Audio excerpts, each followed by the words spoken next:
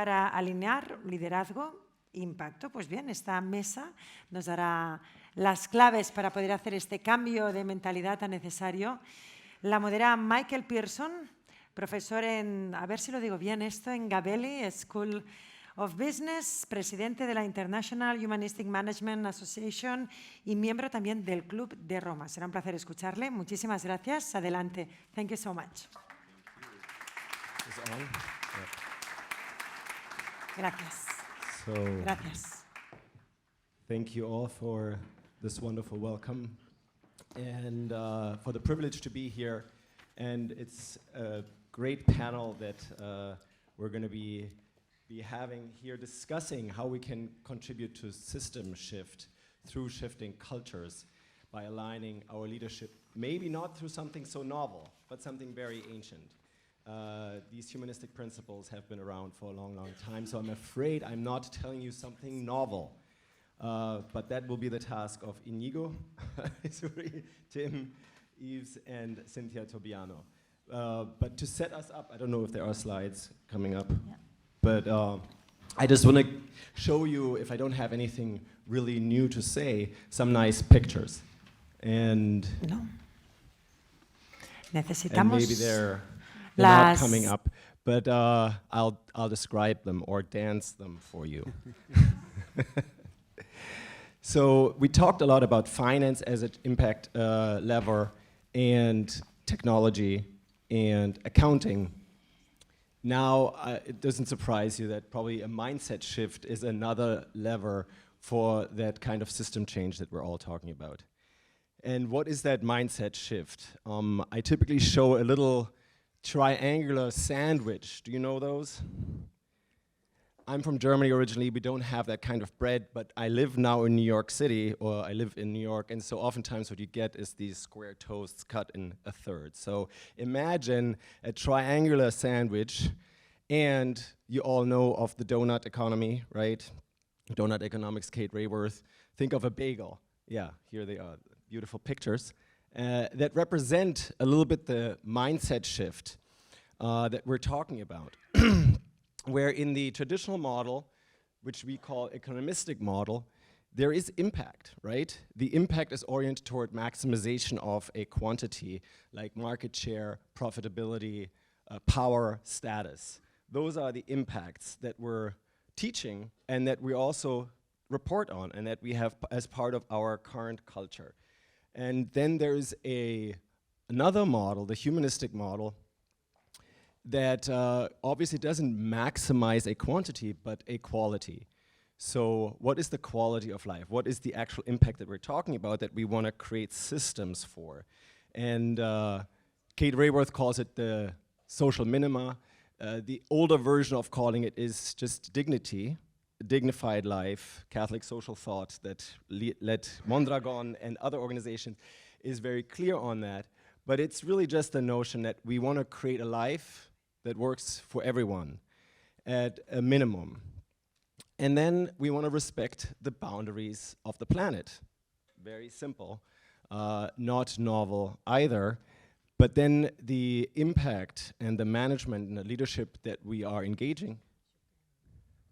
Okay, thank you. I love it. Power. Thank you. Is that really the responsibility for leaders is to move us into what Kate calls the safe and just operating zone, where we can, as humanity, survive and then thrive. So that is a different mindset, and I'm happy to have with us here a number of folks that can share their journey between those two mindsets, even though probably nobody has really thought about it in terms of a sandwich or a bagel, but I want to just leave you with those images. Those images may be cute, but I think they are challenging fundamentally what we have as an existential question in the background, which is who we are as people. And what is success? What is success for us? What is impact for us? And so the traditional model is sourced by Scrooge McDuck, right? Gordon Gekko. We want more. And all of that more is going to make us happy. And we all know that that probably is not the case, but still most of our institutions are based on that assumption set. Homo economicus in nerd language. The humanistic story, the one that has been around more, but hasn't been so influential in the recent past, is I think the one that we're all attempting to revive. And so what we're gonna look at is companies that do that manage and have been very successful under the nomenclature that is around it, whether it's conscious capitalism or it's impact investing or other things. You see that there is a lot of movement towards that. And I think a lot of money, and I'm gonna ask my folks here if that money is coming to you, if it's already flowing into that direction, right?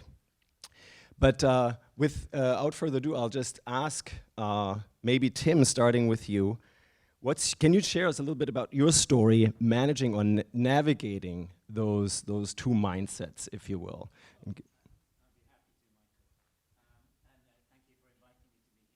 When Clara asked me to speak, I thought, well, hell, I don't know anything about humanistic management, but I do speak good English, so I guess that's why she chose me. But so QUADPACK is a global supplier and manufacturer of cosmetic packaging. A lot of that cosmetic packaging is plastic, so we are criminals at the moment. That in itself conveys a great deal of responsibility to us, as well as a huge opportunity to make change. But our story started back in 1997, when I, in my bedroom in Gracia, here in Barcelona, started a one-man company. And you know, I figured that I wanted to become international and grow the business, so I found two like-minded colleagues, one in France and one in the UK. And we created basically what we now see as a coalition, a collaboration, which we called QUADPACK, and that started in 2003. But the interesting thing is, during the first 7 years of our life, it was a collaboration. Many people think it was a company, but it was a collaboration.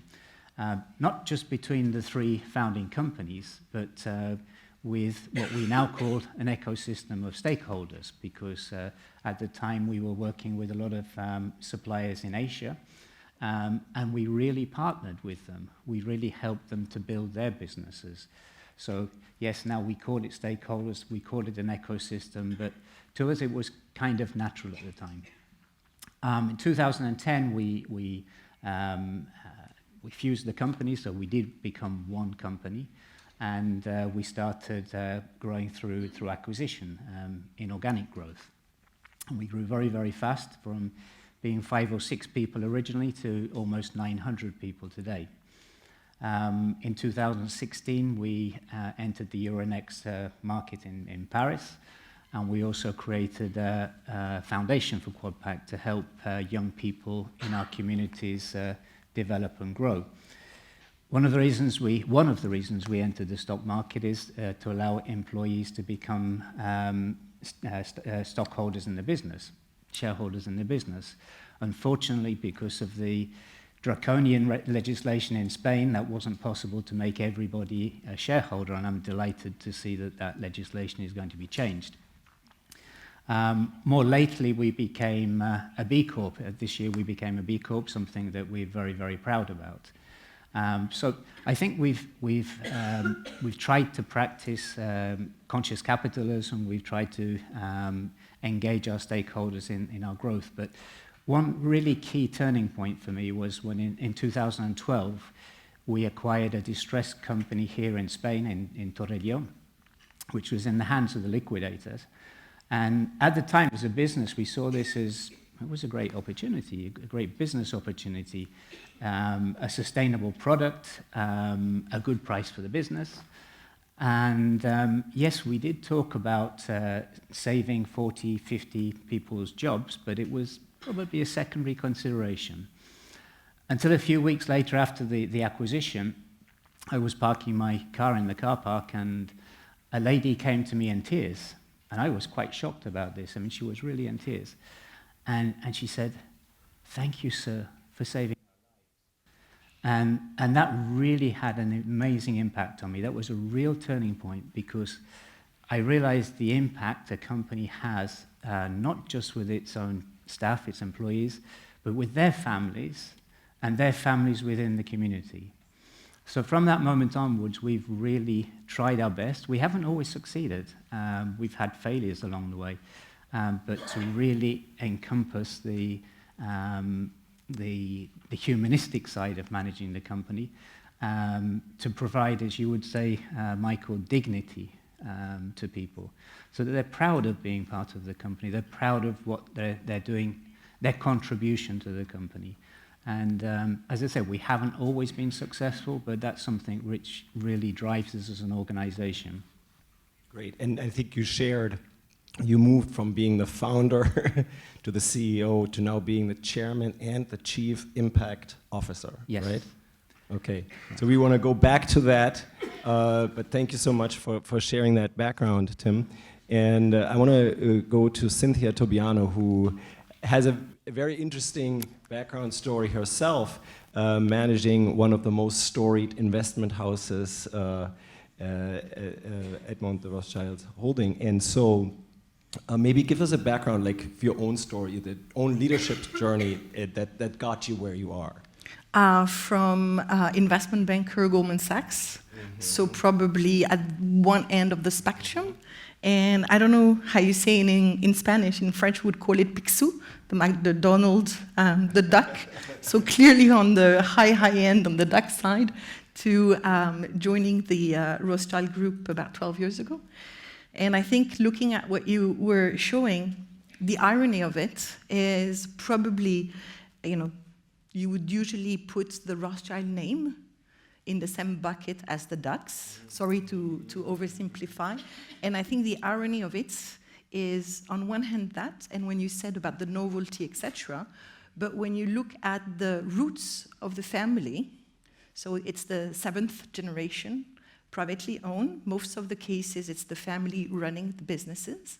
The motto or the tagline of the family is what it is to be a Rothschild is to be a banker, Jewish, and a philanthropist.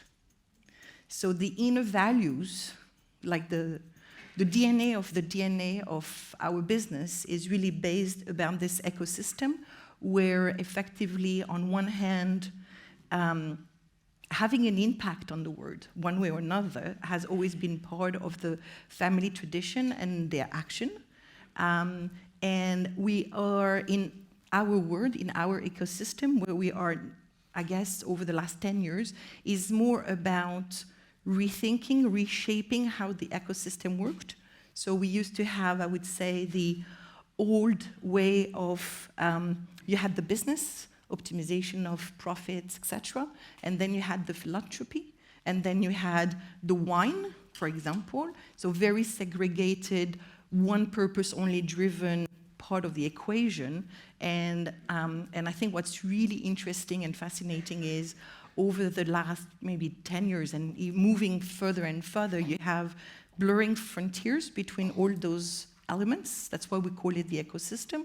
And therefore, in the banking world, we do a lot of sustainable finance. We strongly believe that you can do performance, financial performance, with impact. There is no opposition of the two. If you start to oppose the two, it's the old world, if I can say.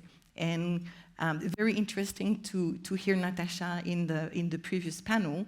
To go back to her point, 85% of our financial products today are Article 8 or Article 9. We don't do products below that. It's just not our convictions. And it's not what our investors want out of us. And the frontier between the philanthropy and the finance and the real economy business is totally blurred, and I think that's what makes it super interesting. And also having the teams and the people having even a bigger sense of purpose. So it's not because you're working on a bank that you can relate or need to relate to be a duck. You can be the bell tower while being in the bank. So you can be human in banking yourself? Yes. Okay, good. And you should. And you should. And maybe it's better, right? You were also saying that before that is actually where much of the performance may be rooted. Absolutely. Right? Absolutely. Great. So thank you so much for that insight. And last but not least, Iñigo Albizuri. And you, I don't think you're matching the story of starting out in a more traditional and then going towards a more impact-oriented. You started with impact orientation from the get-go. Is that correct? Can you give us a little bit of a background of what you're doing and how you end up being sort of the ambassador of Mondragon? Okay, thank you. Can you hear me? Yes. Well, first of all, thank you very much, Clara, for inviting me. So I don't speak such a good English as Tim, so I suppose that is because of the human approach of my company that has a clear claim, no, there is humanity at work, no? So we have some things in common. We also are a family, but it's a big family of workers, okay? So more than 80,000 workers around the world with a unique goal that has always been the social transformation, okay? So the cooperative experience of Mondragon was born after the Civil War in a very small village called Mondragon, and was pushed by a priest trying to have a better future for young people in the village. So what was the very first step of all the group was a professional school. So all the industrial movement, everything about Mondragon that is considered the biggest industrial coop in the world was born from a professional school, okay? And that is very important. So Arizmendiarrieta used to say that the cooperative experience of Mondragon was an educational movement that used economical tools, okay? And well, yes, now we have 4 different groups, and I didn't talk about the ecosystem before, but we received the visit of Mariana Mazzucato, and she told us, you know what, that you are probably the biggest ecosystem of social innovation of the world. And I was impacted, very shocked. And yes, now I repeat, that is Mazzucato Dixit, no? So, well, it's important to understand that we have 20,000 students, no? From 0 to the university. We have the university, we have the industrial group, we have the banking, so some of our workers become bankers as well, and this all, and we have a retailer, Eroski, and so on. So we have a very close relationship, and above all, we have cooperative values, okay? So cooperative values means democracy, one worker, one vote, and everything is about sharing values, okay? So, and everything is about solidarity. And probably it's because of that the cooperatives go up when we have problems. So we have more and more and more cooperatives. Why? Because we have a lot of problems in the planet, okay? So, well, people probably don't know, no? But the international cooperative movement are 3 million cooperatives around the world, and we have 10% of the employment of all the world population, employed population, I mean.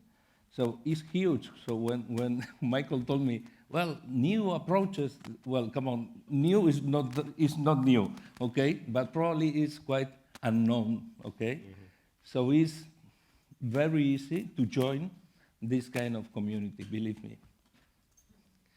Okay, great. So you have a bit of a background of various stories of creating cultures and living cultures that are more humanistic, honor the dignity of the people that they work with, that they invest in possibly, and aligning the leadership with impact.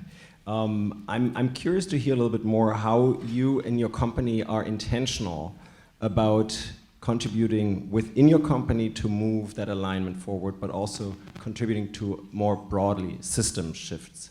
Tim, what? So I think it's we as a company we set ourselves a purpose, and I think that of course is one of the conditions to be a B Corp, and defining that purpose was very powerful in terms of bringing people together, and our purpose is to take care and give back for future generations. Now that was a purpose that we generated as a team. It was something that resonated with us right from the start. And just to clarify, your main product is cosmetics packaging, right? Cosmetics packaging. Okay, so just to...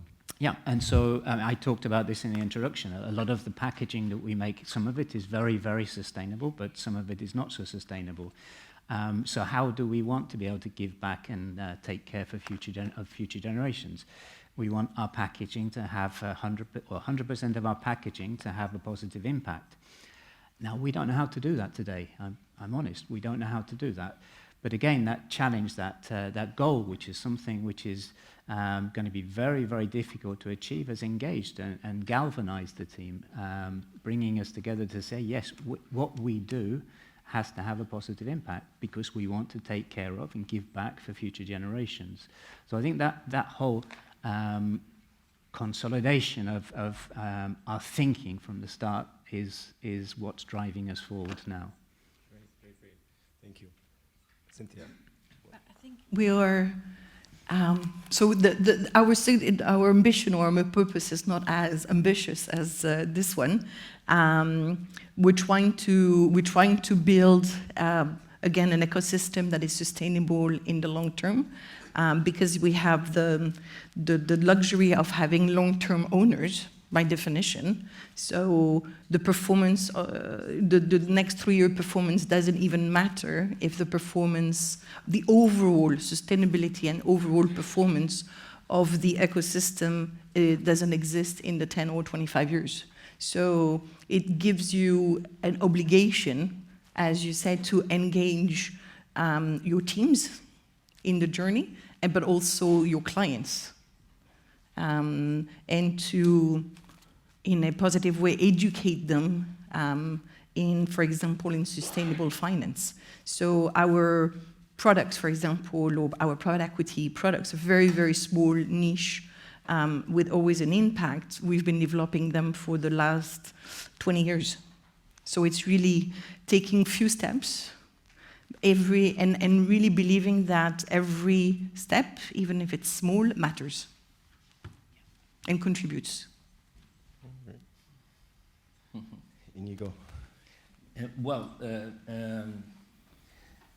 From a cooperative perspective, okay, we think there is a different way of doing business, no? And we really strongly believe that it's a better way, okay? It's quite radical, no? Because you have to give the company to the owner, to the workers, no? And it works, okay? So, but it works in whatever the business you can imagine. We do packaging, we do banking, we do whatever you can imagine, education as well. We have a cooperative university, we have cooperative schools, and it works, no? I don't know if it works better, but at least as well as other companies. So this is also possible, no? So for us, more cooperatives, better wealth distribution. That's a fact. In fact, in Spain, there is when we talk about Gini index, we have the lowest one. More cooperatives, lower Gini index. That's for sure. Okay, so when we talk about impact, when we talk about social benefits, when we talk about wealth, we talk about a better distribution, okay? When we talk about, I don't know, taxes in the north of Europe, they say, well, they have a very good system because they have very high taxes, okay?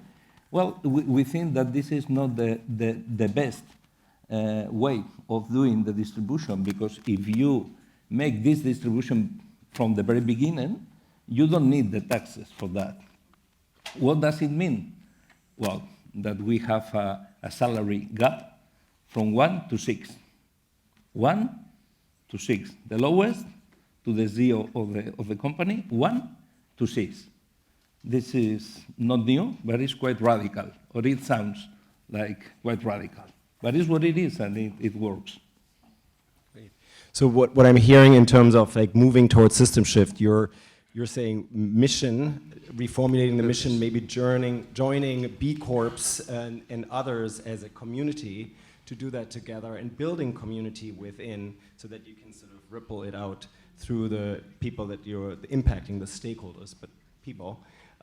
With Rothschild, I think educating yourself, but educating investors, building that ecosystem up with the benefit of having a long-term permission. And then with Mondragon, it is about a model, the cooperative model, and spreading that model. Is that accurate? Yeah, well, we have, more cooperatives. The cooperatives build a better world. We really believe that it's like this, okay? So all of that sounds great, and more power to you, I think, but let's hear about the dark side. What is the obstacle to moving and bringing that system shift about? And maybe with that, what is your request from all these powerful people that are listening to join you in doing and to creating system shift? Well, Tim has touched the point, no? Sometimes the legislation is not the Spanish case, but the legislation is an obstacle, no? It's a constraint if you want to have a different way of doing business. Well, you are a professor in university, you know which kind of, what you teach, generally speaking. So we need to change. We need to change for better, also the education system, because our students, they don't have any idea about other models. There are still only one model, that is more profit you have, better company you are. And this is what, I don't know if you, but generally speaking, in the universities, what we are teaching. That's a dominant mindset that we're talking Exactly, about. exactly.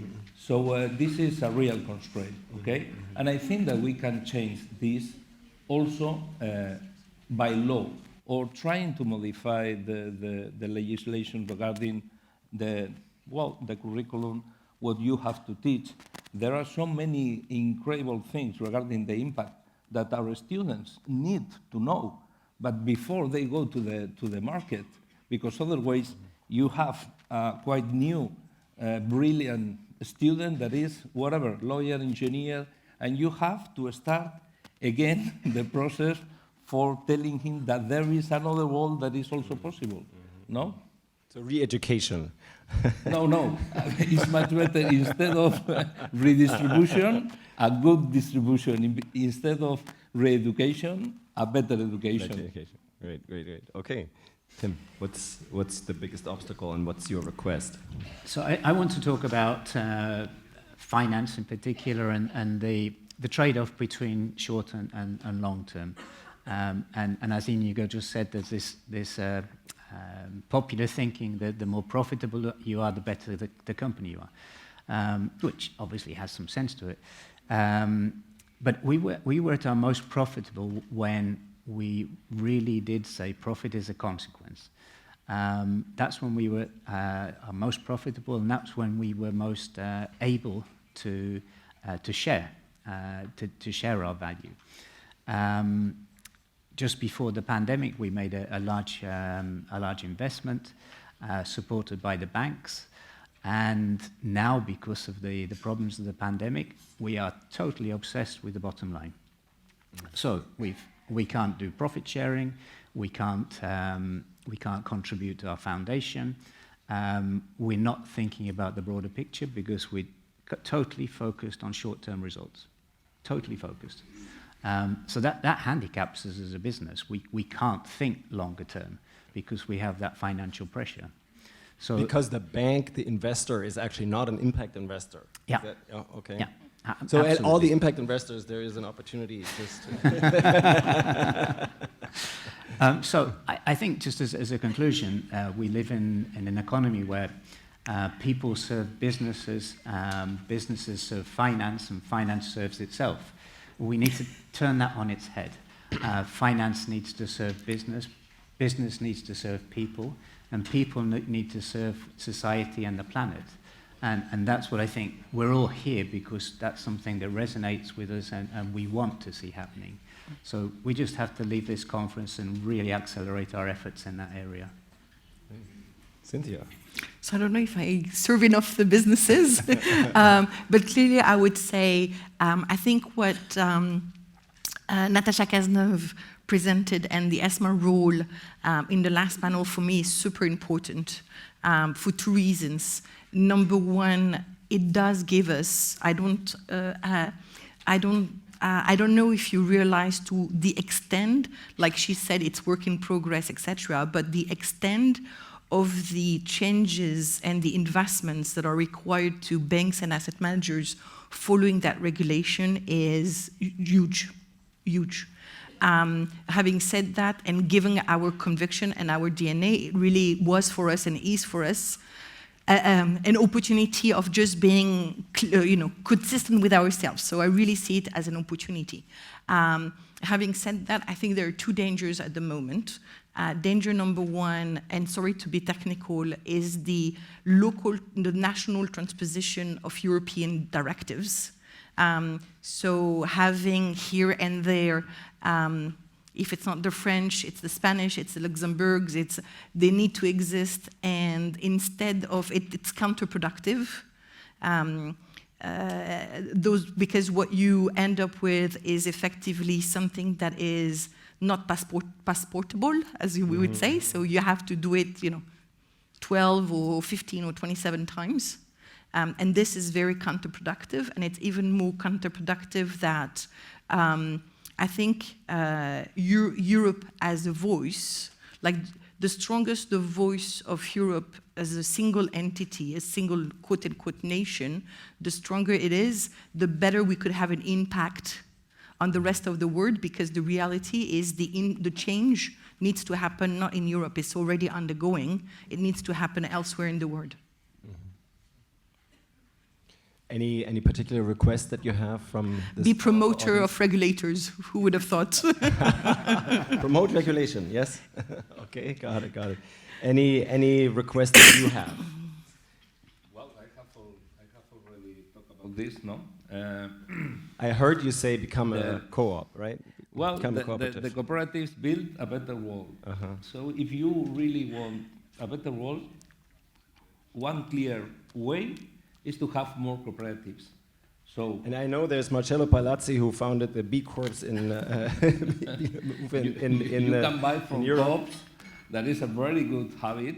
So you can help. But okay? he's talking to you about a cooperative. Yeah. So maybe there are other people here too. We have 39 seconds. Tim, Well, I request. think I made my big request that we've got to turn this economic... Okay, but you can be more specific, because there are lots of powerful people. I make the request, hit him up, and the coffee break. Yeah. Hit Cynthia also for the regulation part. and The maybe regulation building part, out. very clear. And same with the cooperatives. So thank you so much for your attention. And yeah, let's contribute to aligning our leadership models, our mindsets, with impact towards a world that works for everyone. So. great. Thank you.